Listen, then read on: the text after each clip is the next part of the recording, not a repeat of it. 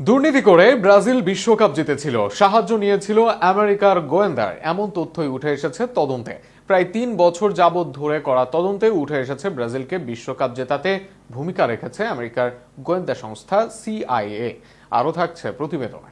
Football ইতিহাসের অন্যতম স্মরণীয় আসর 1970 বিশ্বকাপকে ঘিরে সামনে এসেছে এক চাঞ্চল্যকর দাবি। ব্রিটিশ অনুসন্ধানী সাংবাদিক গ্যাব্রিয়েল গেটহাউজের নেতৃত্বে 3 বছরব্যাপী গবেষণায় উঠে এসেছে এমন এক অভিযোগ, যা সত্য প্রমাণিত হলে বিশ্ব ফুটবলের ইতিহাসই নতুন করে লিখতে হতে পারে।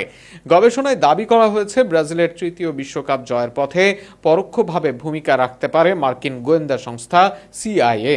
গেট হাউস এবং ইংল্যান্ডের কিংবদন্তি গোলরক্ষক গর্ডন ব্যাংকোসের নাতি এড জার্ভির যৌথ অনুসন্ধানে 1970 বিশ্বকাপে বেশ কয়েকটি বিতর্কিত ও রহস্যময় ঘটনার পুনর্মূল্যায়ন করা হয়েছে। তাদের মতে টুর্নামেন্ট শুরুর আগে কলম্বিয়ায় একটি ব্রেসলেট চুরির অভিযোগে ইংল্যান্ড অধিনায়ক ববি মুরের গ্রেপ্তার হওয়া ছিল অত্যন্ত সন্দেহজনক একটি ঘটনা।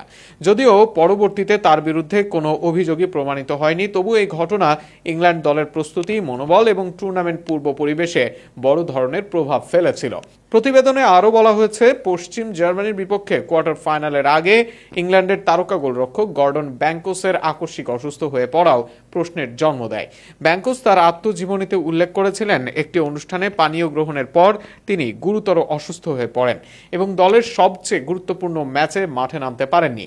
গবেষকদের ধারণা, এই ঘটনাও নিছক কাকতালীয় নাও হতে পারে। ব্যাংকোসের অনুপস্থিতিতে গোলপোস্টে দাঁড়ানো পিটার বনুত্তির ইংল্যান্ড ম্যাচের এক পর্যায়ে 2-0 গোলে এগিয়েছিল, কিন্তু শেষ পর্যন্ত 3-2 ব্যবধানে হেরে বিদায় নেয় শিরোপাধারীরা। বহু ফুটবল বিশ্লেষকের বিশ্বাস, গর্ডন ব্যাংকোস খেলতে পারলে ম্যাচের ফল ভিন্ন হতে পারত।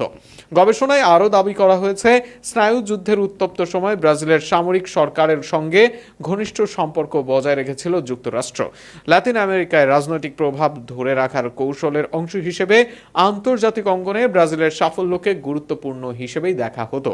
সেই বাস্তবতায় ব্রাজিলকে সুবিধা দিতে কিংবা সম্ভাব্য প্রতিদ্বন্দ্বীদের দুর্বল করতে কোনো গোপন তৎপরতা পরিচালিত হয়েছিল কিনা সে প্রশ্নই সামনে এনেছে অনুসন্ধানকারীরা। তবে এখনো পর্যন্ত এসব অভিযোগের পক্ষে কোনো সরকারি নথি, প্রত্যক্ষ প্রমাণ বা আনুষ্ঠানিক স্বীকৃতি প্রকাশ করা হয়নি।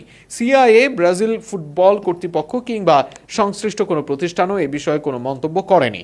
ফলে দাবিগুলো এখনো প্রমাণিত সত্য নয়, বরং দীর্ঘ অনুসন্ধানের ভিত্তিতে উত্থাপিত একটি বিতর্কিত তত্ত্ব।